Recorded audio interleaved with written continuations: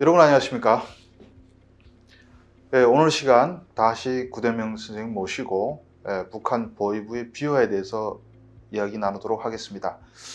한국에 와서 몇 년 동안 숨어서 계시던 구 선생님이 이 책, 자서전 같은 책이죠. 네.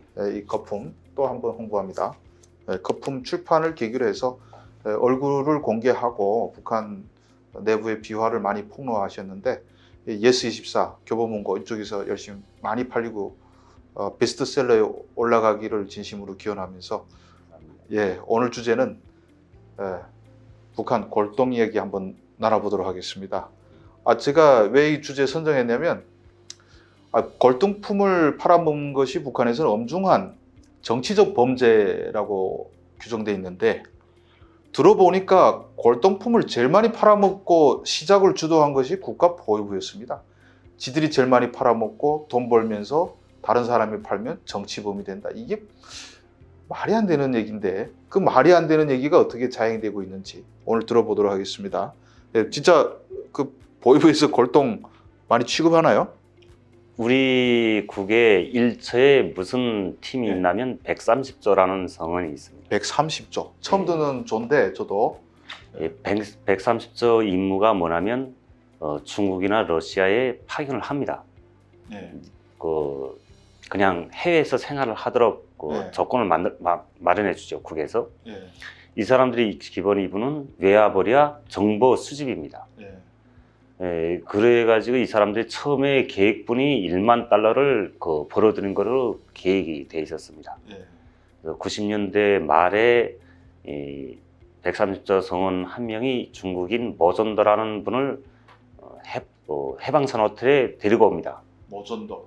모전도라는 사람을 데리고 들어오는데 그때 그 사람이 300만 불을 현금을 가지고 들어왔습니다. 그래가지고 이 사람을 전문적으로 태우고 다니면서 골동품 수집에 열을 올렸죠. 조선족 아니고 한족이었나요? 이름 보니까 한족 같은데. 조선족으로 저는 기억이 됩니다. 그래서 평양시에서 그 골동품 바람이 정말 열이 붙었댔죠. 누구나 다 골동품에 매달리고 골동품이 돈이 된다고 누구나 다 이야기가 오고 가서 개성도 아마 몇 차례 내려갔던 걸로 제가 알고 있습니다. 이렇게 대단하니까 정말 평양 전국적인 개성을 비롯해 가지고 황해도 분야의 부분에서 골동품을 가지고 찾아오는 사람들이 정말 많았습니다. 보위부에 찾아온다는 거죠. 모점도 찾아서. 찾아오죠. 그러니까 선이라는 게 다 사람들 입을 통해서 알고 또 친구들을 통해서 알아가지고 이렇게 찾아와가지고 직접 그 사람들이 선별까지 했습니다. 고려 청자 이런 식으로. 청자, 백작 이렇게 나왔거든요. 백작은 좀 돈이 좀 안 되고 청자가 기본 돈이 됐죠.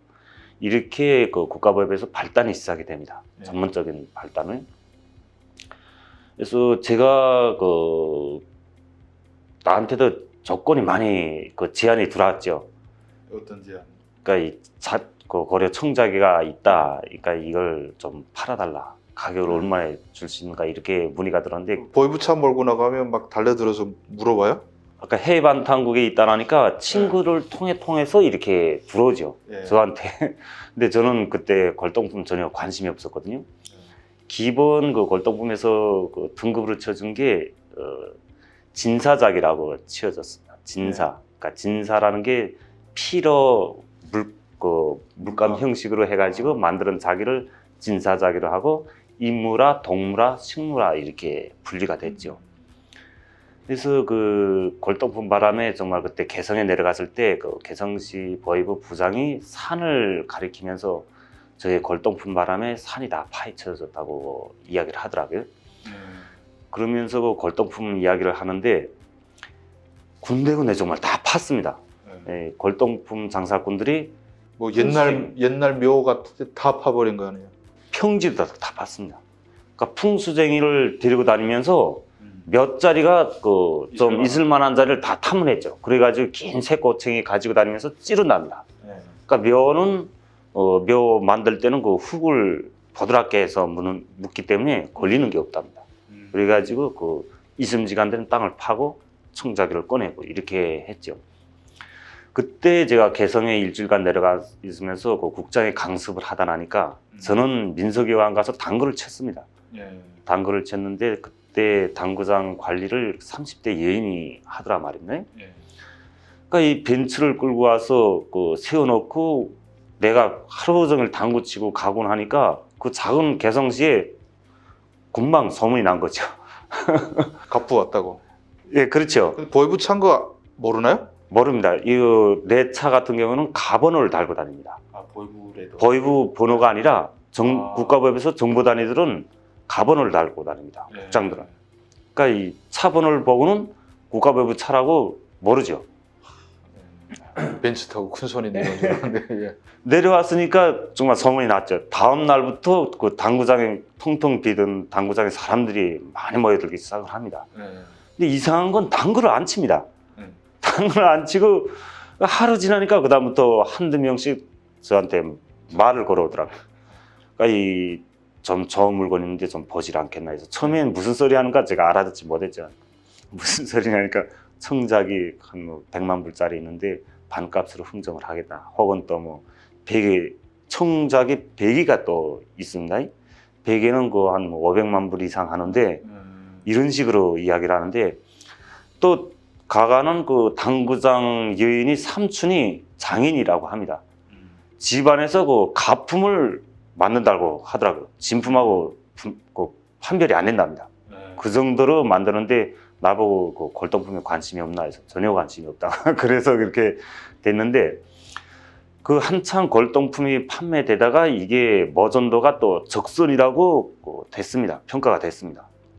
적선이라고 하면 한국하고 연관된. 예, 한국하고 연관된 머전도도 뭐 사서 한국에 다 팔아먹었겠죠. 예, 아마 예. 그렇게 그 전결점이 그렇게 된 걸로 알고 있습니다. 한국 사람들이 구입해 간다는 거로 우리도 알고 있었거든요.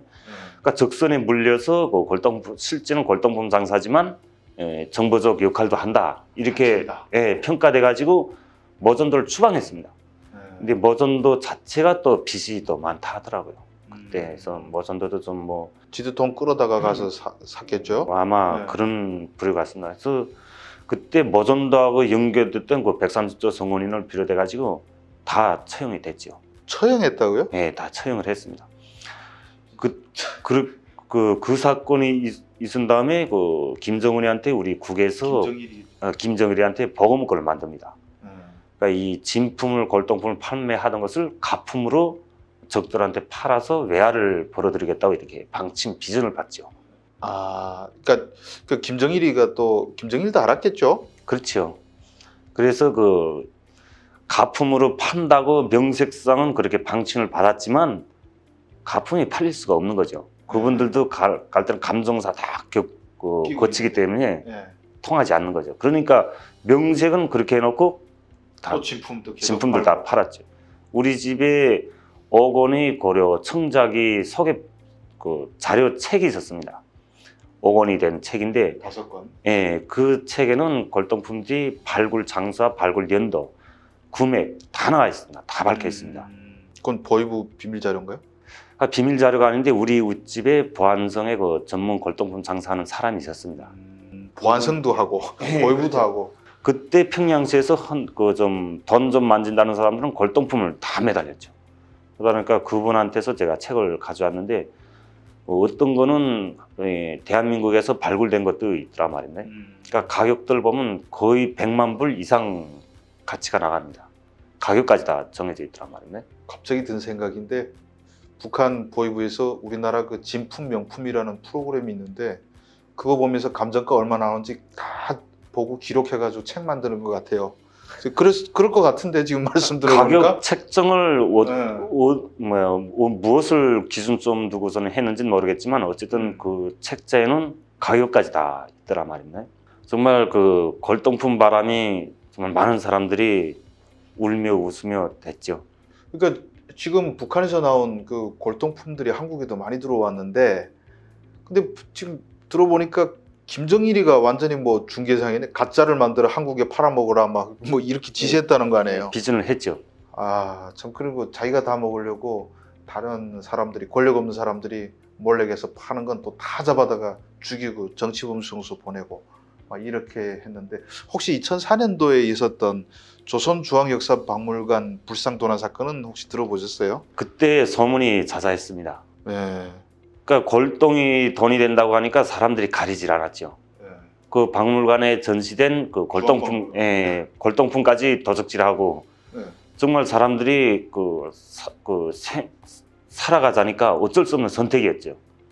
그 조선중앙역사박물관 사건 간단히 제가 알고 있는 걸 말씀드리면 조선중앙역사박물관은 말하자면 북한에서 최고 역사박물관이고 그 김일성 광장 바로 옆에 붙어 있는 건물입니다. 그게 경비도 엄청 삼엄한데 4인조가 들어가서 전날 저녁에 쫙 관람하는 척 들어갔다가 화장실에 숨었다가 밤에 빼가지고 튀었는데 고려시대 금불상, 신라시대 금불상 9개인가 가지고 훔쳤는데 근데 그 훔쳐갖고 나와보니까 또 그것도 6개가 모조품이고 3개가 진품인데 6개월 동안 샅샅이 김정일이가 발광했죠. 그래서 잡으라 해서 잡았는데 진품 1개가 중국에 넘어간 거예요.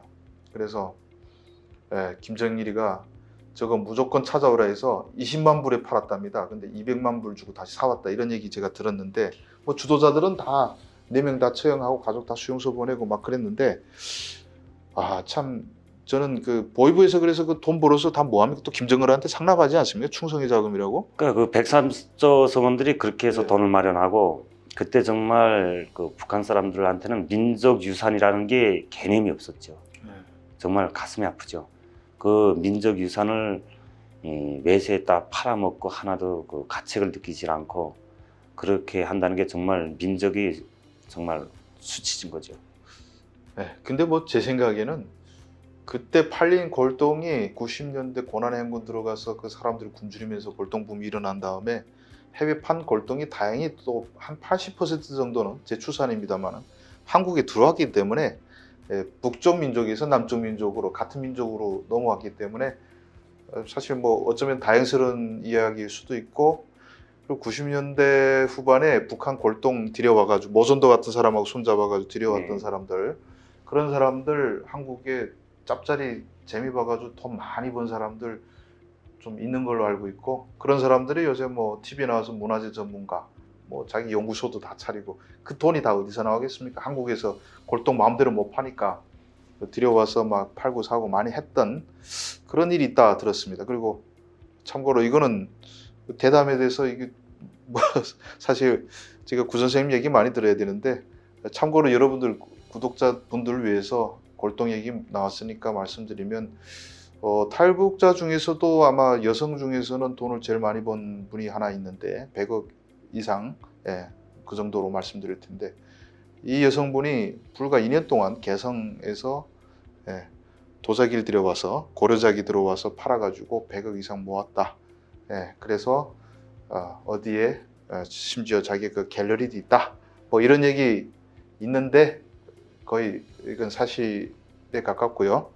아무튼 근데 그 보위부하고 경쟁하면서 몰래 골동을 팔아먹은 북한 사람들은 영웅이네요.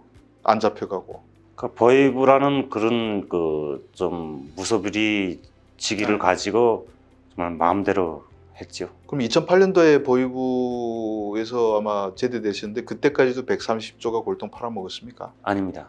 그러니까 골동도 그다음부터 한물에 갔죠. 한물이 가고 예. 있는 것 중요 비싼 거 다 팔아먹고. 그렇게 하고 어떤 사건이 벌어지냐면 해외 반탄국에 중국인이 찾아옵니다. 네, 그 국가보위부 규정상 국가보위부 그 보위원들은 내부에서 군복을 입고 밖에 나갈 때는 무조건 사복 차림을 하게 규정이 되어 있습니다. 근데 중국인이 와서 그 조선족이 여자가 와가지고 누구 일체의 130조 담당 지도를 찾아달라고 합니다. 그러니까 버처병이 생각 없이 그냥 평양 사람이었거니 하고 찾아줍니다. 예, 이 사람이 군복을 입고 딱 나가다 나니까 그 여자하고 딱 맞아들은 거죠. 중국에 나가서도 가명으로 활동했는데 어떻게 알고 이렇게 찾아왔는지 정말 놀랍죠. 이게 김정일이한테까지 보고가 됩니다. 별거 다 보고 들어가네. 보고가 돼서 그때 김정일이 뭐라고 그 대노했냐면 연락소하고 정찰국에서도 못하는 해외 반탐을 한다는 게 무슨 소리냐. 국가보위부 한 개 국에서 해외 반탐을 한다는 게 이렇게 불효령이 떨어져가지고 그때 김주포 국장당 우동축 부부장이 골머리를 앓았습니다. 한 이틀 동안. 밤잠도 제대로 못 자고 해반탕국도 없애라 이래버린 거예요? 그때 운명이 정말 칼도마에 올랐댔죠. 해반탕국이 존재하느냐 없느냐는 문제가 되면서 보고문건을 한 10차례 남아를 만들었다가 문서실에서 부결이 됐죠. 이런 식으로 하면 안 된다. 그러니까 김정일이가 이게 해반탐이라는 그 말에 놀랐으니까 해반탐을 차라리 없애자. 그래서 국 명칭을 그때부터 해대렬 보위국이라고 명칭을 바꿉니다. 그래서 겨우 유지를 하게 되죠. 그 다음부터 130조 성원들에 대한 과제를 떨궈줍니다. 그래서 정보 단위 사업을 중지시키고 1년에 5만 불을 벌어들이도록 그 과제를 떨궈줍니다. 이렇게 좀 체계가 좀 변화가 됐죠. 골동은 팔아먹지 말고 어쨌든 5만 불 보라. 예, 그러니까 골동품은 그 다음부터는 흥미가 크게 다른 것도 팔아먹고 예, 석탄 팔아먹고 또 그랬겠죠 뭐. 그리고 그런데 그 130조 아까 정체가 들킨 그 보유원은 당연히 제대됐죠. 제대되는 게 다행이네. 난 제대돼서 지방에 내려가죠. 처형될 줄 알았는데 정말 재수 없이 딱 걸려가지고 그냥. 그렇죠. 예. 아무튼 오늘 시간 또 많이 지나갔으니까 김정은 아니죠. 보위부의 주도로 북한에서 골동품 판매 사업이 광범하게 일어났고 김정일까지 다 개입된 이 국가범죄죠. 이 골동품 해외 판매 실태에 대해서 이야기 나눈 시간 가졌습니다. 다음 시간 또 뵙겠습니다. 감사합니다.